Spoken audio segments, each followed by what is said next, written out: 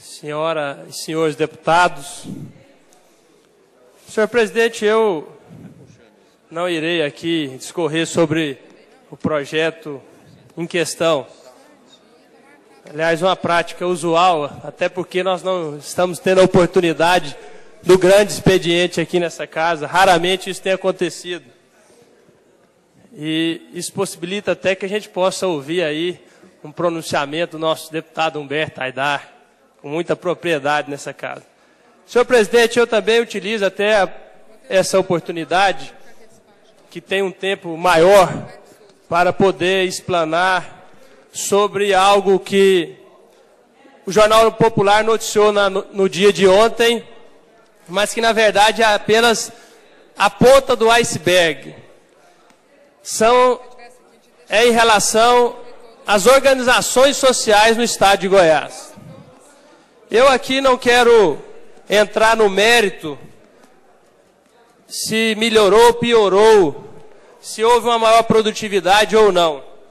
Mas é preciso que o estado de Goiás, que essa casa, que todos saibam o que está acontecendo dentro desses contratos de gestão estabelecidos pelo governo do estado com algumas organizações sociais. Gostaria de ter a atenção do deputado Fábio de Souza, do deputado Thales Barreto. Gostaria também até da presença do deputado Lincoln TJ, que está sempre aí discorrendo na tribuna sobre esses contratos e irá promover uma audiência pública na próxima quinta-feira. Diversas irregularidades têm acontecido nesses contratos de gestão. Algumas foram pontuadas aí pelo Jornal Popular, mas outras mais graves precisam ser colocadas ao conhecimento de todos os goianos. São muitas, talvez até o tempo não seja suficiente. Mas a organização social mais preocupante aqui em Goiás, deputado Humberto Aidar, chama-se GERI, organização social responsável pela administração do Hugo. Eu já disse nessa mesma tribuna aqui que não poderia ser que deveria ser um critério de escolha para a contratualização com o Estado, a expertise, o know-how. E essa GERI foi fundada 2 meses antes de assinar o contrato com o Estado de Goiás. Até aí, nenhuma novidade. Mas a novidade que trago a vocês hoje em relação à GERI são as pessoas que estão dentro dessa organização social. O presidente dessa organização social, 2 meses antes de assumir essa função, deputado Major Araújo, era presidente responsável legal de uma empresa que nesse interstício de 2 meses faturou em contratos da Secretaria de Saúde 17 milhões de reais, sendo que 12 milhões de reais sem licitação, apenas pela ata de registro de preço. Posteriormente isso, ele assumiu a presidência dessa GERI. Multimed, Equipamed são o nome das empresas das quais o senhor Eduardo Reck de Souza era responsável legal. Trouxeram para tomar conta e de fato gerenciar essa organização social aqui, um casal, deputado Lincoln TJ, cujo Ministério Público denunciou e a Justiça do Paraná condenou por desvios de mais de 20 milhões de reais em relação ao OCIP. Porque lá no Paraná, eles eram responsáveis por um OCIP que falava sobre a qualificação profissional. Aqui eles estão numa OS de saúde. Lá o senhor Valmir de Arruda Leite Carricondo foi condenado a 7 anos de prisão no regime semiaberto. Andou até fugindo, mas depois eu acho que ele se acertou com a justiça lá e, portanto, não pode aparecer formalmente em nenhuma entidade. A esposa dele é quem figura na GERI.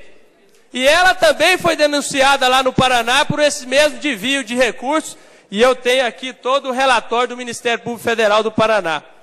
Maria Aparecida Leite Carricondo. Depois disso, eles se mudaram para São Paulo. Essa mesma Aparecida, diretora da GERI, assumiu a função na Secretaria de Estado da Saúde de São Paulo. E mais uma vez saiu de lá dessa vez condenada por improbidade administrativa e teve seus bens bloqueados em R$200 mil. Essa é a diretora que determina a administração do Hugo aqui em Goiás. Está aqui, todos os documentos inclusive assinados por ela. O Jornal Popular inclusive, publicou isso. Porém, eles alegaram que ela era apenas uma consultora, mas consultora não assina os documentos e os relatórios de nenhuma organização social. Dá uma parte, deputado? Só um minutinho, deputado.